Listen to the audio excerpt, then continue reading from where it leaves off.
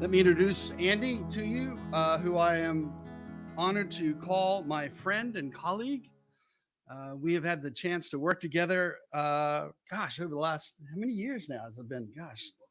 10 or 12 years. We worked on projects on science and religion with grants from the Templeton Foundation and now most recently from the Lilly Foundation on this project involving the work of Hartmut Rosa and Charles Taylor, working with pastors across the country. And it really has been an honor to work with Andy. I call him once in a while and brag about I'm writing an article for a journal, and he sends me 3 manuscripts, to read. I was going to list the books that he's written, but I thought we want to get started before 2:30. It's really amazing how many books that Andy has turned out in the last several years, and truly, he is, I think, the single author who has done the most to interpret the work of Charles Taylor and Hartmut Rosa to a wider audience, and particularly a pastoral audience. And so I think, for speaking for pastors across the country, we could not be more grateful for how Andy has really embodied what it means to be a practical theologian for us pastors. So I'm so grateful for the chance to have worked with Andy for these years and hopefully for years to come. He serves as a professor of youth and family ministry at Luther Seminary. And, that's all I'm going to say, Andy. I think your work is just so monumental right now and timely for where we are in the life of the church in this country, especially. We could not be more grateful to be the recipients of your good work. So thanks for being here, and thanks for addressing us today. Andy Root. All right. So what I want to explore is some big questions with you today as we dialogue with Hartmut's work, and really want to think about growth together and wonder if inside Protestant decline, how we should make sense of growth, and particularly ask what will stabilize us in this moment. And is the logic of stabilization good for pastors? Is this a logic that pastors should have? It doesn't take too much looking to look on pastor Facebook groups or something, and you'll hear some pastors talk about, I saw one recently that they said, my congregation doesn't want to grow, so I'm not sure I can stay at that church. And then it doesn't take much to find lay people who say, our pastor's not interested in growing our congregation, so we need a new pastor. So both the sense of the pastoral identity as well as thinking about the future of congregations, we often think it's quite dependent on growth, that we need growth or we're in big trouble. So we wonder, maybe our big question is our views of growth killing us? Now that's a big question. So let me show you a picture of my new puppy. Yeah. So this is my new puppy named Birdie, which we made a very terrible decision and got this puppy, not because she's beautiful, isn't beautiful and wonderful, but because we got her the day, like hours after returning from Europe, completely jet lagged. It was a very bad micro decision, a very good macro one. Kids were home, all sorts of other reasons. But I have spent most of the summer wishing this puppy would grow up. Grow your bladder so you can make it through the night. Grow so your little needle puppy teeth stop biting me. So growth itself isn't all bad. And I think even within the Christian tradition, there is a sense of growth, but maybe that growth is into someone instead of something. Maybe it's growth into someone instead of something. So if I was going to memify this whole presentation, I don't even know if that's a word, but if we were going to be like the kids and we were going to memify this, which Hartmut would resist because it would be a form of acceleration. But if we were going to do that, if I was going to have my cake and eat it too, I think we could think of this whole presentation in a meme that says something. And I think my daughter would tell you this isn't even how you make a meme, but come on, I'm old. Go with me here. So in a time of Western Protestant decline, what we think will save us and what will save us. Now, this is a picture of Artemis of Ephesus, great fertility god from the Hellenistic world. I started thinking about this because we took our kids to Israel in early 2023 and went to the Israel Museum, and I got overtaken imaginatively looking at the clay bales that they had from 8th century BC and thinking like these things were in someone's home when Elijah was talking. And it did get me thinking of how much we kind of as Protestants get sucked into a kind of view of fertility, and that we want fertility gods to grow us. And then we ended up in Rome and started to look at the Renaissance pictures of the Madonna and the Child. And this actually is not this is a picture of Our Lady of Vladimir that's in Russia right now. But you get this beautiful sense of the mother and the child. So in one, you get growth that's very instrumental. Get resources. Expend energy and you'll get resources. And in this other, there's a different sense of what it means to grow in this relationality. So there's a contrast here between the instrumental, I think, on one end and the relational on the other. And it won't surprise you that I want to make a strong case for the relational over the instrumental, which I think is a major contribution that Hartmut helps us with, is to think about the relational, or to think about resonance even as relational over and against the modern tendency to instrumentalize everything. So why Hartmut Rosa? Which, Hartmut, this is the coolest picture of you that I could find. You look very, very cool in this picture. So why Hartmut Rosa? Well, one reason is he's sitting right there. So we should talk about him because of that. But I think one of the great contributions of Hartmut's work is that he does help us see that not all growth is the same, and that some forms of growth have deep consequences. And I just want to spend a bit of time thinking about chapter 14 of his important book, Resonance, where it's in this chapter he talks about the logic of escalation. But he particularly gives his definition of modernity, which I find really insightful and really interesting. And what Hartmut wants to say, to summarize this quickly, is that modernity is not an epistemic, or the whole project of modernity wasn't an epistemic project. It wasn't about normativities. It wasn't even about legitimation. That really what makes a society modern is its form of stabilization, how it stabilizes itself. And of course, all societies have to stabilize themselves in one way or the other. But the way one stabilizes their way of life in modern societies is they stabilize them by growth. You have to grow or things come undone. So I think this is one of many Hartmut's great contributions is thinking about dynamic stabilization, that in a modern society has to stabilize itself by continuing to grow. If it doesn't grow, and grow at a pretty good clip, like if you're only growing your business at 1 or 2%, you really should sell your business for parts. There's no value in your business. You need to get your business to 15, 20% growth, and you need to keep growing it. So he develops in this chapter the significance of the logic of escalation, and thinks that this dynamic stabilization infuses us with this logic that we need to continually escalate things. And one of the elements he then pushes in this chapter is he does this really, I think, fascinating work with Karl Marx and Karl Marx equations, where Marx talks about before the modern period, you had commodities, then you had money, and then you had more commodities. So you had corn, you traded it for some coin, and then you used that to get some clothes. But something significant changes when we upend the equation, and where money leads, and it becomes money, commodities, more money. And that the goal of having money is to use it to purchase commodities, but it is to make more money. The objective is to escalate this, to get more of this. And I think Hartmut beautifully shows how this filters into all our institutional structures, even our personal ways of thinking about our own lives, that we always have to be escalating. We have to be priming the M here for us to have good action, whether institutionally or individually. So Hartmut uses other examples, like, for instance, modern research universities work on K-primed, knowledge plus research should equal more knowledge. And only a good university is creating more knowledge. Americans will know this quite well because we have this strange thing called college football and college basketball. And when they televise those athletic competitions, they have a commercial. The university, it's part of the deal with the broadcaster, that each university gets a commercial in the first half and the second half.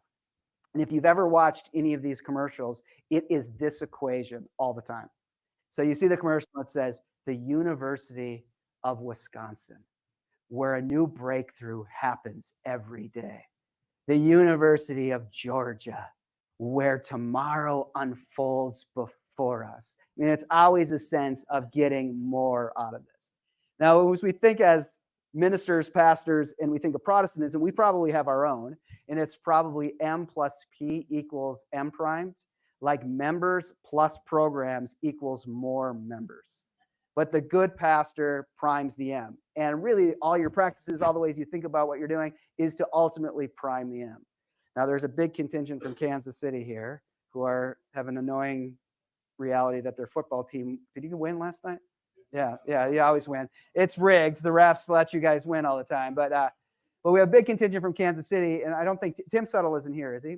No, Tim. But Tim wrote a really interesting little book called Shrink, and he uses an example in this book from, I think it's from a local Kansas City congregation, where they realized they had a problem. And the problem was that they didn't think they could prime their M, that they were going to be stuck. And the issue came down to they couldn't get people out of their parking lot in less than 20 minutes. It was just too long to get out of the parking lot. And they thought, we'll never prime the M, and therefore we'll be an unsuccessful church unless we can get people out of the parking lot in 10 minutes. So according to Tim in this book, they did a capital campaign to raise money. They raised $10 million so they could rework their parking lot, so they could grease the levers of the local government, so they could get an off-ramp built from the freeway near their church, and they could get people out in 6-7 minutes. And I think it primed the M, quote unquote, good ministry, maybe. Or maybe we have R plus R equals R primed. Like relevance plus resources will equal more relevance, or maybe it's resources plus relevance will equal more resources. But the problem with Protestant congregational life is that we do not have enough relevance, or we do not have enough resources. So we need to get more of this. And what this leads to, that Hartmut talks about in chapter 14, is it will lead to this obsession with growth, with acceleration, and with innovation as a way and as strategies to prime the end of that equation. Now, what I find really quite fascinating, however, is one of the reasons we become addicted to this is because we ultimately feel like growth isn't there, like we're stuck in the mud. And in your democracy book, Hartmut, you talk about the raging standstill, that we feel like we're in a sense of raging standstill. So at one level, we feel like we don't have a choice. We have to enter into this logic of escalation, or there will be no more churches in America. I mean, if that isn't catastrophizing language, I don't know what is. But we can feel that kind of reality. So this raging standstill, I think, takes us into an interesting conversation with an economist named Robert Gordon. And I think I would love to see Robert Gordon and Hartmut Rosa have a beer together, because I think you would hate each other. I think so. I don't know. Maybe not. You're very, very different thinkers. But Robert Gordon's written this interesting book. He's at Northwestern University, so an economist at Northwestern University. And he's written this book called The Rise and Fall of American Growth. Big, thick book. So that and Hartmut and Gordon have that in common. But his basic point is that he tries to explore how that America has been living through a special century. And he calls the special century from 1870 to 1970. And he says this special century was a time of unprecedented GDP and standard of living growth. It was 100 years of GDP and standard of living growth. So what's GDP? I have no idea what GDP is, honestly, which is somewhat interesting, because there's a certain way that inside the stabilization system you're in, that you stomach arcane language. And so, for instance, if we were in a different kind of stabilization system, which we're going to get to here in a bit, where priests and cultic activities were at the center, the society would stomach very esoteric theological language because you think you need it. We now stomach esoteric language from economists because we think we don't understand them, but we need them. They're our priests. They have to tell us how we can keep dynamic stabilization going. So I have to actually read this. What is GDP? This is what I guess GDP is. As you know, GDP stands for gross domestic product, which again clarifies about nothing to me. But what GDP is, or what's often called real GDP, is an inflation-adjusted measure of all the value of the goods and services produced by a country's economy. So it's the measure of the dynamic health of a society. So by counting the goods and services produced by a society, GDP can examine the increases or stagnations of capital across a country. So in other words, by examining work, particularly workers' productivity, the increase in the economy can be counted and the standard of living quantified. So a growing economy is measured by having more productive workers. And the more productive the workforce is per hour, the more impact on real GDP. So GDP then is the measure of an increased capital by the output of workers. So the more goods and services workers put out, the lower the prices of those goods and services, which means more profits can be made from them. So productive workers then make for an expanded GDP, translated into a higher standard of living. So the basic point there is standard of living and GDP are interconnected. Now, what's really fascinating about this, and Gordon references this, is if you take that measure and project it backwards into the ancient period and the medieval period, there was actually very little standard of living GDP growth. So Agnes Madison, who's a historical economist, says that from 1 AD to 1820, that GDP grew at 0.06%. So what that would mean is it would take 100 years to get to 6% GDP growth. 100 years. This is why Game of Thrones has it right. You know, like when you watch Game of Thrones, it's 1,000 years and it looks like nothing really changes in people's standard of living. Or you go to a museum and it's pretty easy to curate museum stuff from, say, the medieval period or the ancient times, because standard of living changed. People's lives practically didn't change that much over a long time. So 6% growth, 100 years to get 6% growth. In the 1960s, we'd get 6% growth in standard of living in 2 years. So 2 years. The growth it took for 100 happened in 2 years in the 1960s. So of course, what flips this equation and that we just referenced from Marx that Hartmut uses is the Industrial Revolution. So it's the machine that does this. And Gordon articulates this reality of the Industrial Revolution. So this is what makes the special century, that in 1870, we get the distributions, at least in America, of the first industrial revolution. Of course, it happens in the 18th century, but where it starts to really impact American life is in 1870. And that leads to 2% GDP growth. From 1870 on, it leads to 2% GDP growth. It then cools. It cools down in the 1930s. But what makes this a special century, Gordon thinks, is right after it starts to cool, a second industrial revolution comes and picks that up. So if the first industrial revolution is really based around steam, then the second one comes 1920s, 1930s, really full blown into the 1940s and 50s with electricity. And so we get these huge, huge changes. And this is a sloppy slide, but you see these changes. Food and clothing, you move from people having to produce their own to all of a sudden there's refrigeration, supermarkets, department stores, the home, you get electricity, running water, sewage, central heating, transportation. Before 1870, you basically have the horse. Then you get the car, the interstate, air travel, communication. Basically, all you have the Pony Express and very expensive telegrams. And then you get the telephone, the phonograph, the movie, the radio, the television. And then in health, water filtration, milk pasteurization, antibiotics, all of this comes within the 20th century and within this special century. So there's a huge sense that people were living differently. And it gets in that second industrial revolution to 3%, the 3% GDP growth. And what Gordon points to, which is really quite fascinating, I think, for those of us on the ground doing ministry, is that when GDP growth is at 2%, you will experience a doubling in your standard of living from your parents. And when it's at 3%, it's basically a lifetime and a half. So you have a real sense that you are going to be living a better life and standard of living than your parents. Now, one of the reasons, to be very crass, that I think Gen Zers are so pissed off is because GDP growth has been far below 2% for their whole lives. And they have a deep sense that they're not going to ever be able to live at the standard of living of their parents. And of course, one of the breakthroughs of the neoliberal epoch is maybe the whole system isn't going to keep growing like this, but you could do it yourself. You could perform your own self into this. So it infuses the performative self, I think, very strongly and asks you to carry a big burden of this, because maybe the whole system isn't going to double your standard of living from your parents, but maybe you'll be exceptional and you'll be able to do that yourself. So back to the 1960s with this 3% GDP growth, the Jetsons just felt like a documentary, you know? People just felt like, of course there'll be flying cars because the growth just keeps happening. Now, of course, some of you are thinking, wait a minute, there was a thing called the Great Depression in World War II, but economists will tell us that, and Gordon really believes this, that helped the growth because a lot of the inventions that lead to this GDP growth were honed and perfected during the World War II time, and then people all went back to work. And this became a real danger that economists were worried about, is after World War II, they worried that people would hold on to their capital and not spend it. And they worried if that would just lead the country back in depression. But what happened is people started to make money during the war, but had nowhere to spend it because of the work around the war. And as soon as the war was over, they were very, very open to spending, and it pushed us into 3%.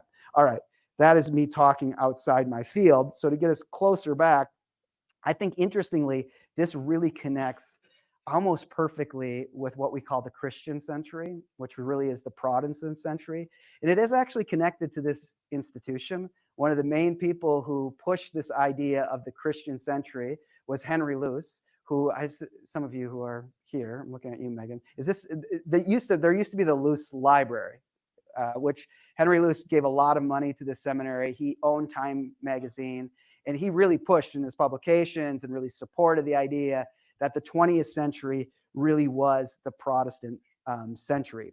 Now, there's a book written in the mid-1980s by a historian named Robert Handy, who taught at Union Theological Seminary for a while, and he wrote this book called Christian America.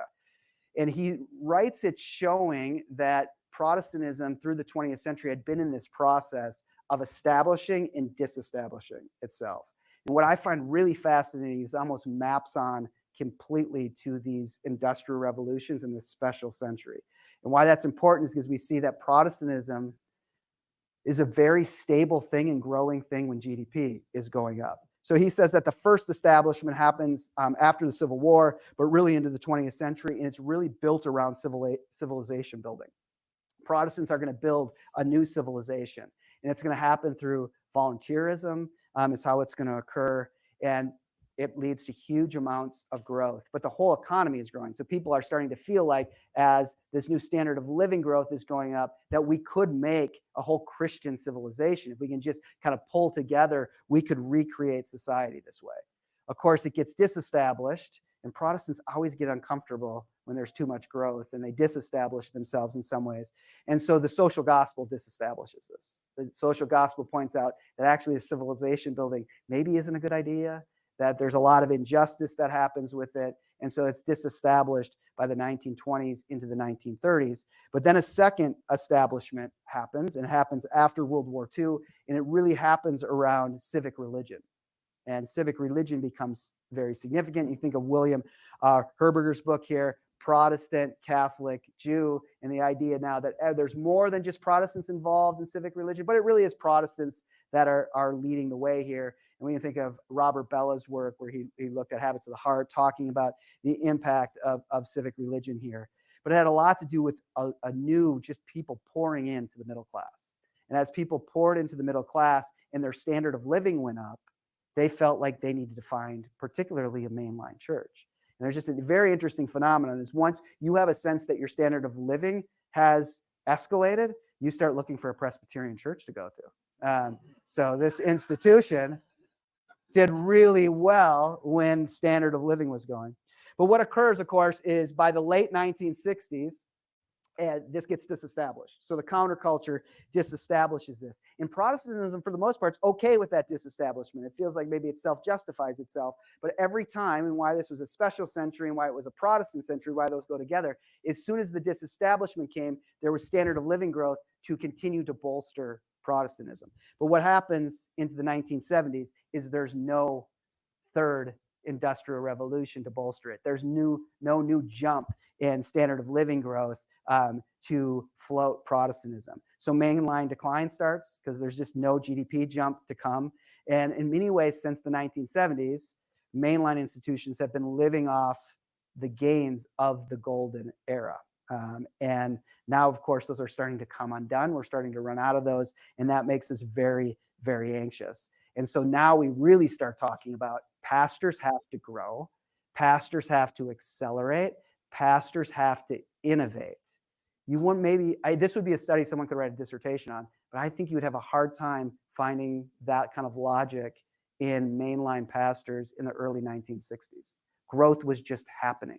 And you didn't have to focus that way. But now it's on your back. You need to do those things. Now, I think it is true that evangelicalism into the 1980s, American evangelicalism as a sociological category, did become the new established Protestantism in that time. Inside the decline of the special century, evangelicalism had its heyday. And part of it, of course, makes sense that it felt like America was losing something. And that's been a core kind of dialogue of American evangelicals, that we're losing something special about America, probably fit a bit more with certain dispensational theology, that things are coming undone, the way individualism functions, the way consumerism functions within evangelicalism, that it just positioned itself to be much better prepared to deal with the headwinds of lower GDP growth, of lower standard of living. So again, the point is, since the 1970s, 2% GDP growth is over. It's not here anymore. Now, it is true that we get a third industrial revolution, and it arrives as what Emmanuel Castells, the Berkeley sociologist, calls the networked industrial revolution. And it comes in the 80s and into the 90s, and it has its location in California. And I don't know, I find this interesting, but maybe this is just my age. But the 90s really were an interesting time. Hartmut's into heavy metal. I'm into Pearl Jam. I like 90s alternative. But it is fascinating now to think back to the 90s. And the 90s were really, especially the early 90s, were really optimistic. They were really optimistic times. They were optimistic culturally, like the Romantics were really into the 90s. If you go back, if you remember and you lived through this, the 90s was the recoveries of the ideals of the 60s, or they were supposed to. So art and fashion was a callback to the 60s, like the Black Crowes. Everyone in my high school wanted to be Jim Morrison in 1991 and 92. There was a real callback to that. Or you even think of Charles Taylor's 1991 lectures, The Malaise of Modernity. They are incredibly positive. I mean, he's kind of feeling like, individualism is a problem, but he's trying to save this, and he thinks, this could be good, and why not? I mean, the Berlin Wall's down. I mean, it seems like this could be a good time. If you read Stephen Toulmin's, the British then American philosopher Cosmopolis, he just thinks finally here in the 90s, the 60s ideals are going to happen. But even for neoliberal kind of economists, they thought the 90s were going to be great times. We were going to be back to growth. We were going to get ourselves back to 2% GDP growth, and we would be back to growth because the network would become the new engine to a new economy. And it did happen, Gordon says. From 1994 to 2004, we had a dot-com revolution that led us over 2%, but we think of it as a bubble because it popped. And so basically since 2004, we've been back below 2%, closer to 1%. And the inventions, remember for Gordon, and we can question this, the inventions lead to the productivity. The reality of this industrial revolution, this third industrial revolution, is that the inventions actually don't help standard of living and GDP growth. So this makes all sorts of sense to you. The smartphone, having dozens of streaming services and social media doesn't help workers' productivity. Can you believe that? I mean, it's amazing. That doesn't work. So in other words, these inventions actually have hampered GDP growth. And optimistic people keep waiting for them to lead us to growth, and they're actually not doing it. They don't bring the productivity. So I'm known as the anti-pastor innovation guy. I'm the old man get off my lawn about innovation guy. And part of it is, I think, what Hartmut has told us is really true. There becomes this logic of escalation that can eat away our soul. But at the other piece of it, it just simply has not worked. As much as Silicon Valley says, oh, we've done so much good, they have not. Any of their inventions have not actually had good impact on standard of living. So their founders keep getting paid billions and billions of dollars, but especially compared to the middle of the 20th century and what happened there, it just hasn't happened. So we should be very careful I'm thinking innovation is a great thing, because for the most part, when it's come to societal growth, if we even want to play that game, it actually hasn't worked at all. And Gordon shows this. So escalating growth then is just not there. And the main line is running out of its reserves, that it's lived off the golden era. And now, of course, the other reality is evangelicalism since 2016 and 2020 is disestablishing itself. So it's starting to even ask, what is it anymore? And this makes everyone absolutely obsessed with growth. And yet we're stuck with very little visions of what would stabilize us, what would give us life outside of dynamic forms of stabilization. So what I want to do with the remainder of my time is try to give you a very truncated reading of 1st and 2nd Kings, which seems like, where the hell does this come from? But I do think there's something really interesting about 1st and 2nd Kings, and this is going to be a very truncated read, a very surface reading, but hopefully that isn't superficial reading. But there is a sense that 1st and 2nd Kings is really, at its core, a prophetic tale. A prophet is writing a story in opposition to the Near Eastern stabilization system, the stabilization system that has occurred. And the prophet is concerned that the stabilization system, which isn't capital, for us, our stabilization system, as that Mark's equation shows, is capital. For the prophet, the stabilization system is a cult. It's cultic stabilization. And yet the prophet's uncomfortable with how the cult is being used to stabilize, and thinks, if we can impose on the prophet that this logic of escalation has led to instrumentalization and therefore a great disobedience for Israel.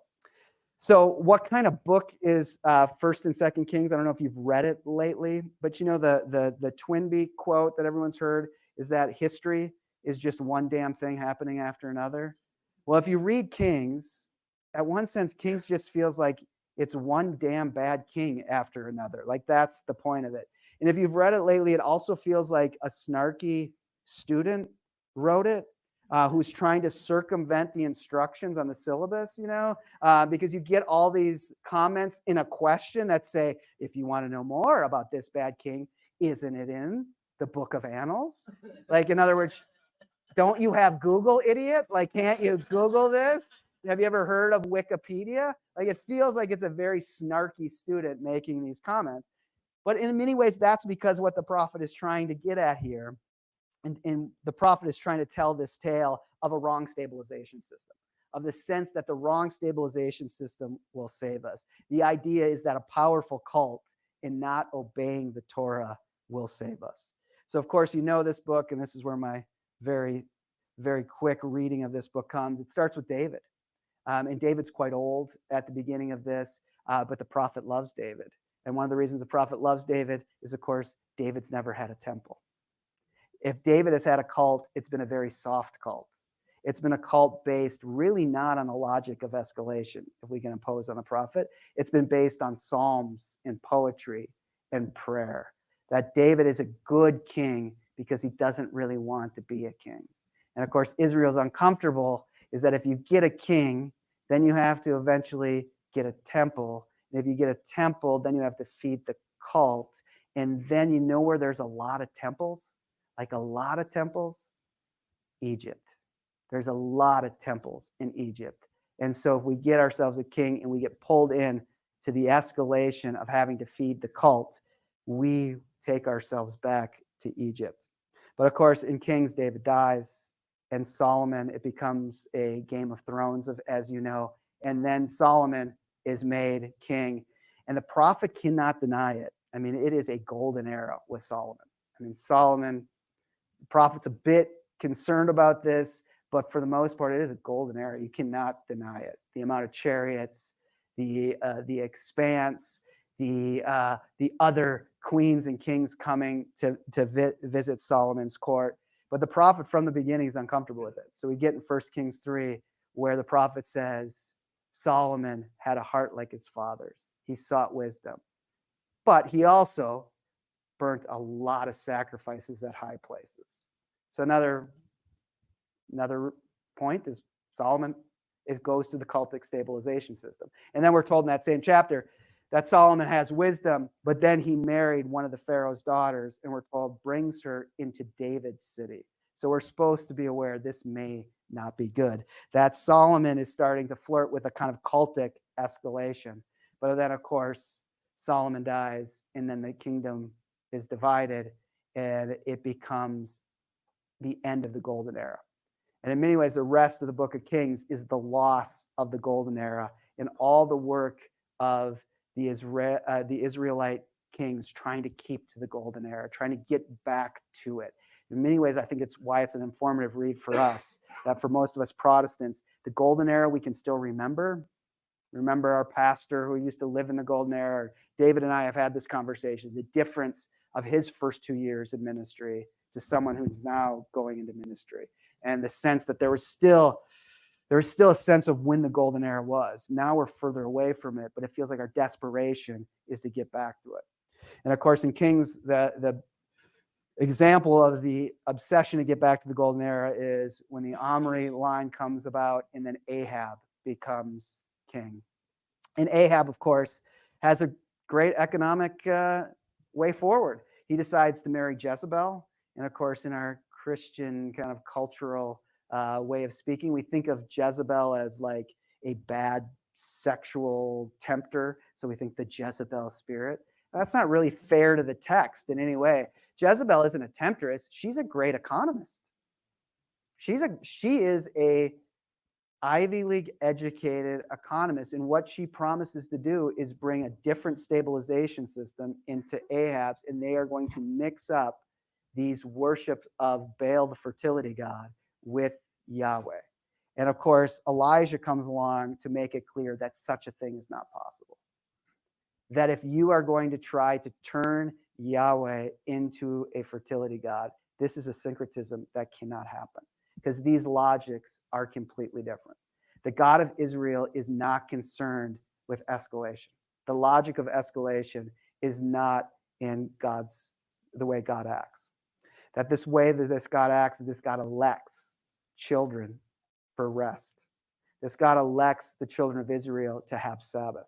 And what Elijah is very concerned about is if you try to see Yahweh as a fertility god, or you even put Baal above Yahweh, then we all return to Egypt. We all are captive to a form of dynamic stabilization. Here it wouldn't be dynamic stabilization, it would be cultic stabilization. We have to continue to feed the cult. We need more sweat, we need more blood. We even in the Baal worship, very crass, more semen, over and over and over and over and over again. Why? To stabilize us. Why? So it rains. I mean, the drought in the northern kingdom of Israel is a big deal. And it's Ahab's fault, because Ahab controls the cult. And in controlling the cult, you can control the god. So if it doesn't rain, it is the king's fault. So let's get more Baal priests to actually get Baal to respond to us. And we need more and more and more. And yet, Elijah's point is this is not how Yahweh acts. Yahweh is not interested in instrumentalizing human beings. That Yahweh always wants children to speak to be in relationship with, to ultimately give rest to. So, of course, you know, your favorite story from Sunday school is when there's the battle between the Baal priests and Elijah. And it is very humorous, and Elijah is incredibly mocking, but there also is a sense where he rests while they work all day. They accelerate, they innovate, they do all these things, and Elijah just rests. And then, of course, his pyre is on fire, even after all the water goes on them. And in many ways, that's informative too, because remember, there's a drought, and he says, pour all the water on this. In other words, we cannot even serve resources. There's got to be a bigger reality than just serving resources here. But ultimately, what they do need is rain. And after he wins the battle, what does Elijah do but lay on the ground and pray? He lays on the ground and he prays. And then when the cloud comes, he actually runs to Ahab. And they have this moment of kind of reconciliation in the midst of this. But it has this sense that what matters is prayer, that what Yahweh desires is children who pray more than cogs that just keep escalating and escalating. So one more step for you. This takes us back to our meme here. And we've looked at the fertility god side, but what about this other side of Our Lady of Vladimir? One of the things that's interesting about even looking at this icon is it really can't be escalated. There's no logic of escalation here. This is just a communion. This is just a sense of resonance that these two together. And there's a way that this is the invitation into the relational. It can't be escalated. It's an invitation in. So the great Russian Orthodox theologian Bulgakov, I just murdered that name, but you got me. He says this in his book on Mary. He says, Mary becomes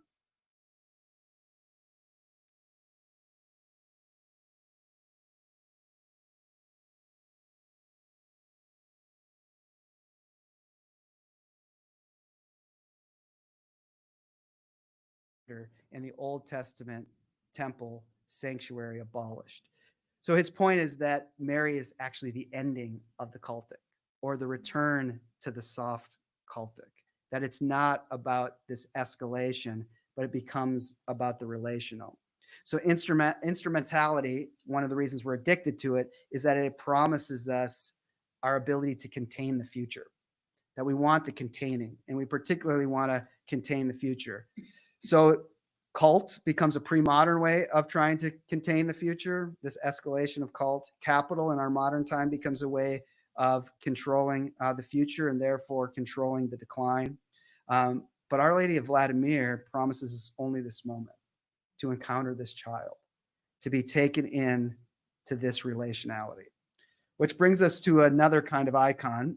So these are icons, maybe you've seen these before. These are often classified as icons of Our Lady of Signs. And you see it's very different than the ones we just saw. But Robert Jensen has a very nice piece where he talks about these icons. And often in these icons, you don't see it on this one, but there'll be a Greek phrase at the bottom of it. And he says it's really hard to translate this phrase, but the best way to translate it is the container of the uncontainable. The container of the uncontainable.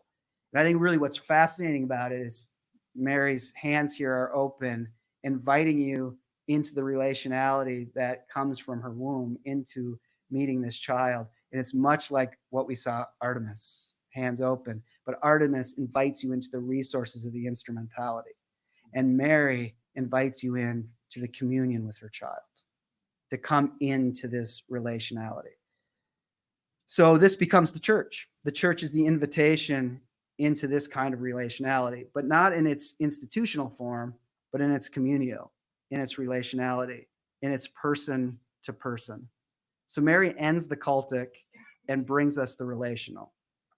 So it makes the relational the very hidden form of stabilization itself. I mean, this is the wager of the Christian tradition, is that what stabilizes us is actually what seems very unstable, which is the life of this person, Jesus Christ, which is the embrace of this mother and this child, which is the foolishness of the cross, is what actually stabilizes us. There's a very much a 2 Corinthians foolishness here, that your stabilization will come from new life coming from death.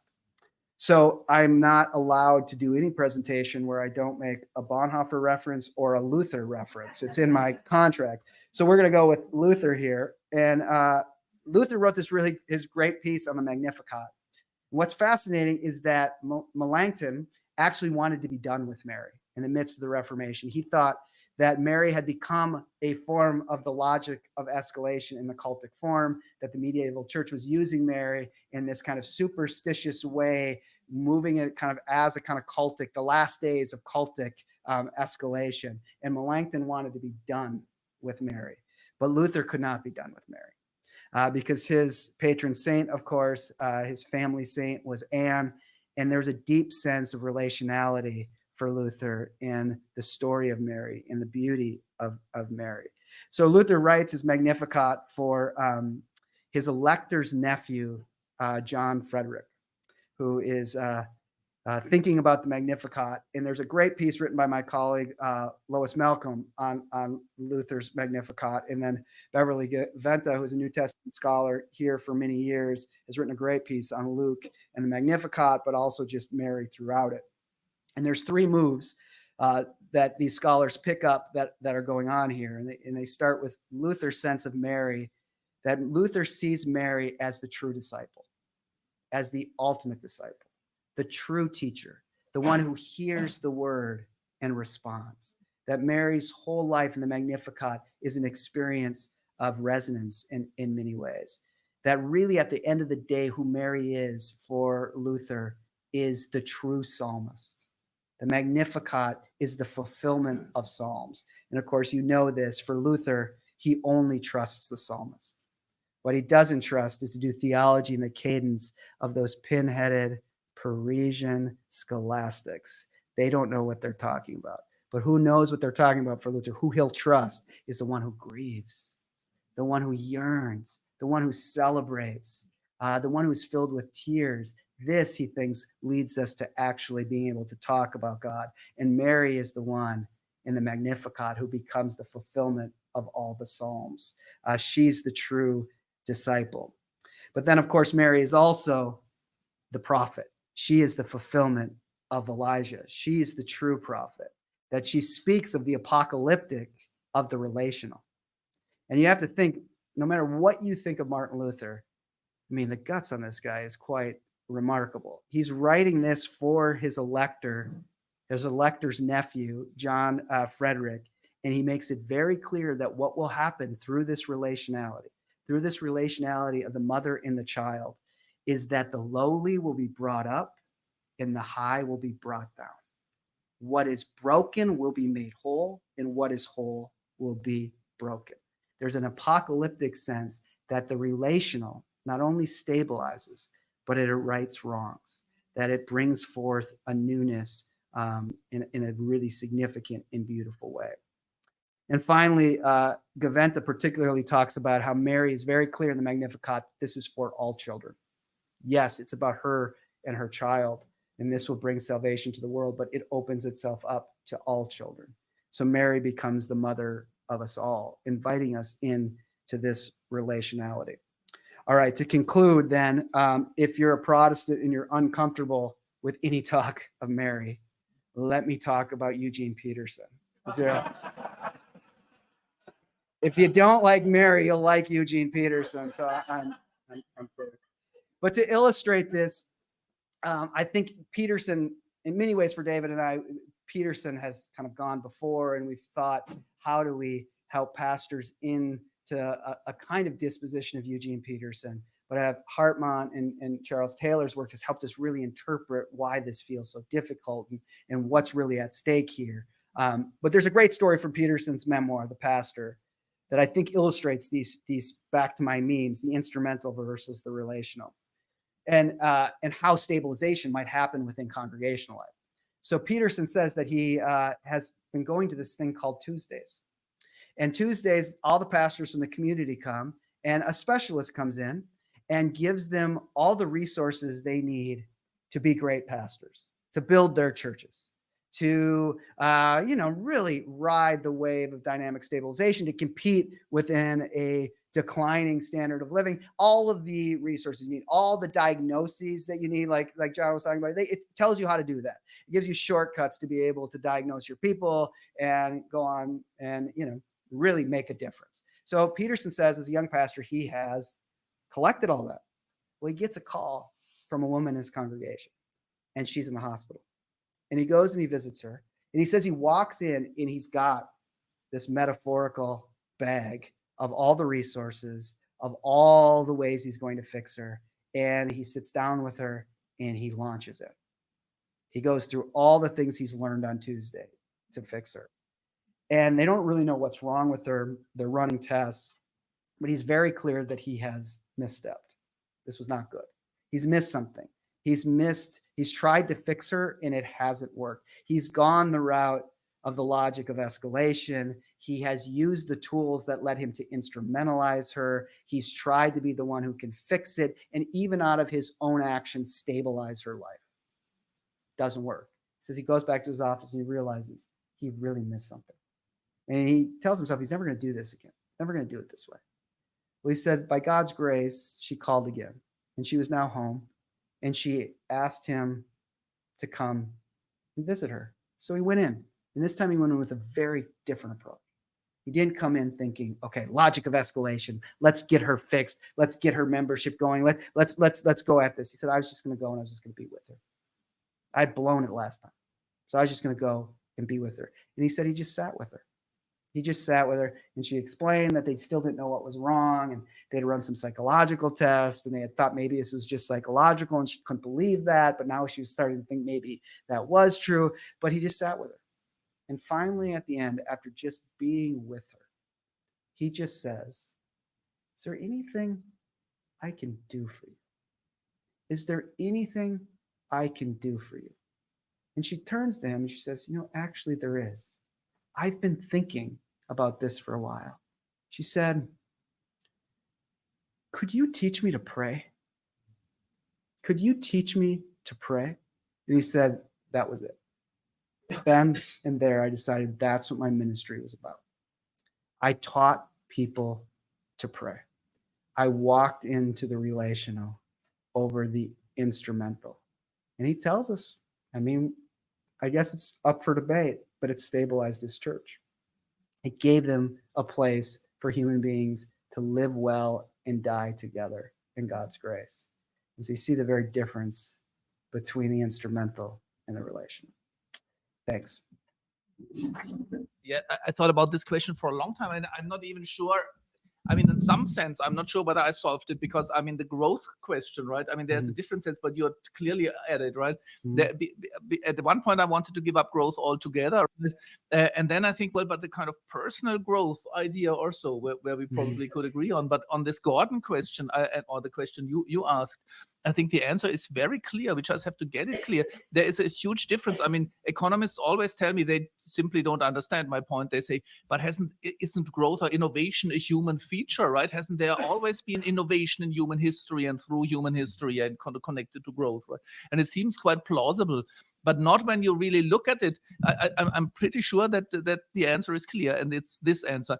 There has always been innovation and growth for, I would say, basically two reasons. One is because there was a change in the environment, right? So, for example, when the weather changes or so, or you run out of a resource, then you're forced to come up with an innovation. Or as you said, when there's a new disease, then you answer it. That's adaptive innovation or adaptive stabilization, right? So I think this is obvious, right? Or also when there's an enemy before the door. So, war, as Paul Virilio says, is one of the driving factors, right? But then, they are coming at you, so you try to come up with a solution. But it's always a response to some external change. But there is a second element, and that's human curiosity. And I would grant economists this, right? People like to play with things, and they try to be innovative and creative. That's the great thing about us, right? So someone invents something and thinks it's really great, and then people say, oh yeah, let's have it. As soon as you invent something, that's the efficiency part, which is more efficient, right? So you can get the food faster, or you can build your house easier, then people do it. Right. So I would say, yes, in that sense, innovation was always part of human history and nothing is wrong with it. But think of, for example, it's only one example. It's the whole logic of the system. Think of smartphones. This is because my last one broke. So I bought the Apple iPhone 15 Pro Titan, because I always so I thought it was the best, right? But of course, Apple didn't stop there. The company of Apple has to think, okay, this year we produce iPhone 15. Next year we have to come up with iPhone 16. It's not a reaction to any need of the people. No one needs better cameras. That's idiotic, right? And it's not that they think they play around and they come up with a solution. It's a systemic necessity. Apple breaks down. So just in order to stabilize, that's dynamic stability, to keep what we have, we need to innovate. And this has never been the case in human civilization. And this is why this Gordon guy and all the others, they are simply wrong. It's a perversion that you need to grow and innovate just to keep the status quo, right? Yeah. Well I calm down. He's not actually here, so don't think that. Okay. I'm on your side. I know. Yeah. I know. Now I represent Gordon. We'll start here and then we'll finish up there. Yeah.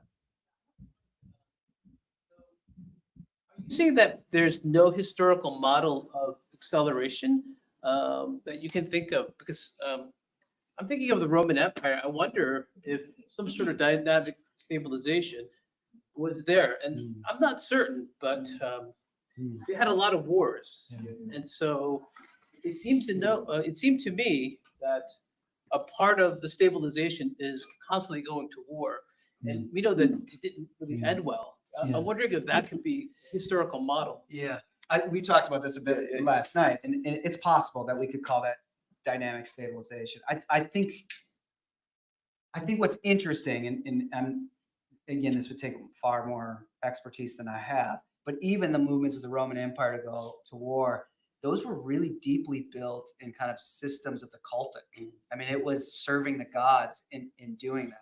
So I think one of the ways I read Hartmut is that stabilization's good. Every society is going to have to stabilize. I mean, I think his anthropology, his Taylor anthropology is at play there. Every human being has to find a good. Our forms of action are always based on some kind of sense of fullness, and even as societies, we do that. So I do think that there is ways that societies have done that, and even the logic of escalation has happened. So the Romans realized, like, well, if we conquer them, then we tax them, then we have money. But it's not just about pure capital. It's not about like we just want to be rich. There's another way that this functions within it. So there's probably some similarity here, and I do think there have been societies that have stabilized themselves in ways of escalation, and we remember those as empires.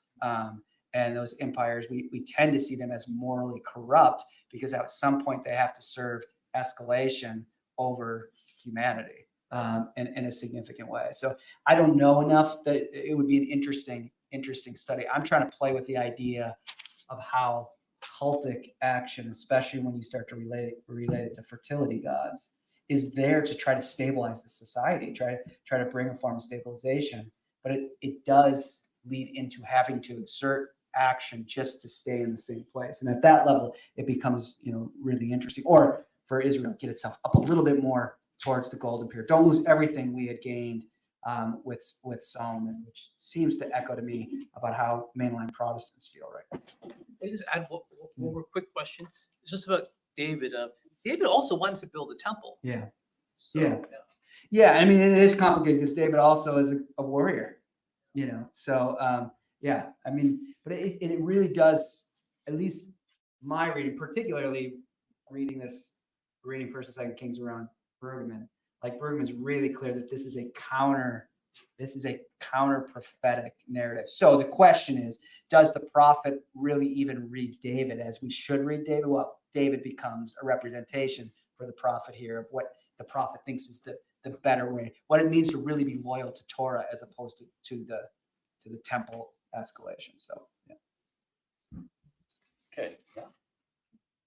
I'm reminded when you bring up Eugene Peterson, his final lecture that he wasn't able to give was made here as part of the BART conference, and it was not very hopeful about the future of pastoral ministry, largely because those following in his Protestant tradition hadn't taken this posture of teaching people how to pray in this relational.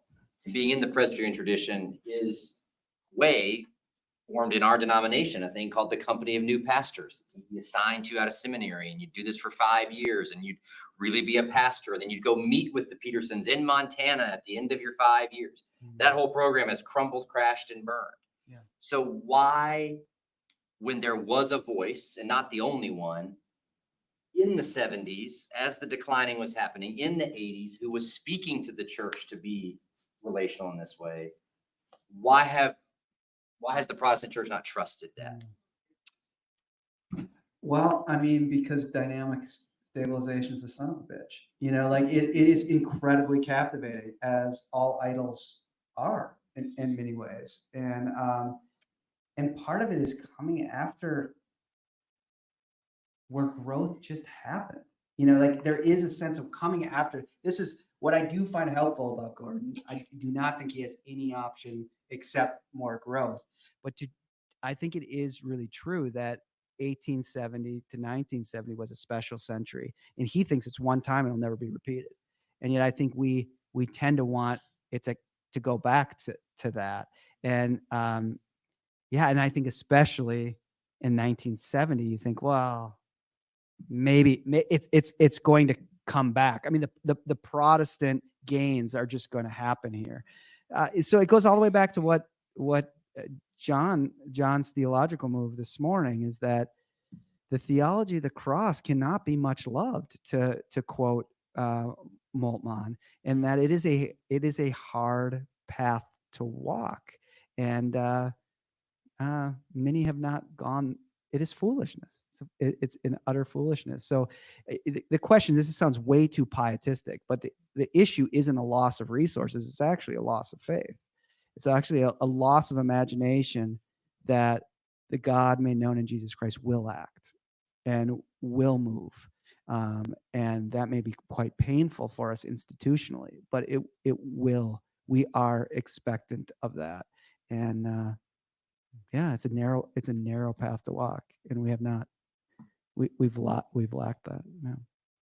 I think that's an excellent question, and I had some final conversations with Eugene not long before he died, and I think that question would have just hung out there for him without an answer. One more question, then we need to break. Yep. I think it's really interesting, just the huge amount of irony that Adam Smith also wrote a book on ethics, right, and points to the value of Augustine's notion of charity, which is emptying self to feel with. And so it's totally corrupted, and in some sense corrupted in North America by the Protestant work ethic, which they've done studies on. If you drop it in a different place, it will manifest growth and yield, but not as an established faith community, and the two are in relationship with each other. So I think it's really interesting that you bring back Mary and this idea of the epitome of human kenosis and entering into a perichoresis. Because literally making space in self for the Trinity to work. And if we don't do that, I think that Protestant work ethic, if you walked into a business school, would teach you had to be this hard line ponder. Do your elevator pitch and grow your business, and this is your percent that you have to grow, otherwise you're a failure. Yeah. And if that's what we're teaching clergy, then you're right, we failed. Yeah. If it's okay, if I the last word, is that all right? Or do you want to go ahead? No, I don't want to say anything. I just had questions for you too. But Yeah, we'll have another half hour. What? After you, we have a half hour together. Yeah. So Yeah. The one thing is just to respond to you is to echo what we talked about earlier, which is I think this becomes something big we have to wrestle with. Is Hartmut's point that there's no resonance in death.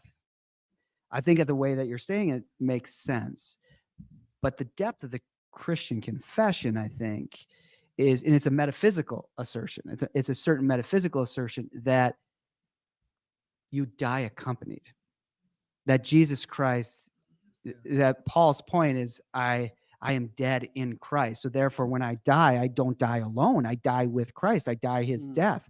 So even death itself becomes a resonant experience because Jesus Christ has bound you to himself in death. But that's a confession of faith. A sociologist, God bless you, can't make that statement, but a theologian has to, so that we can even say that even death is resonant not because anything we do, not because of any acceleration we have, but because Jesus Christ has promised to bind himself to us in death. So the question that you get to is what we're ultimately scared of, and the whole system makes us scared of, is death. We are really, really frightened of it. And yet, if we hold a metaphysic next to a kind of metaphysic, next to all the stuff Hartmut is teaching us, then there is a sense that we need not fear it. We should also not be blasé with it. Death needs grief. There isn't a kind of metaphysic here where you're just like, people die, that's fine. That's no big deal. And you have to grieve this heaviness of this. But what also is the confession that we are not alone in this. And so that maybe helps us take faith in that? I don't know, but good question.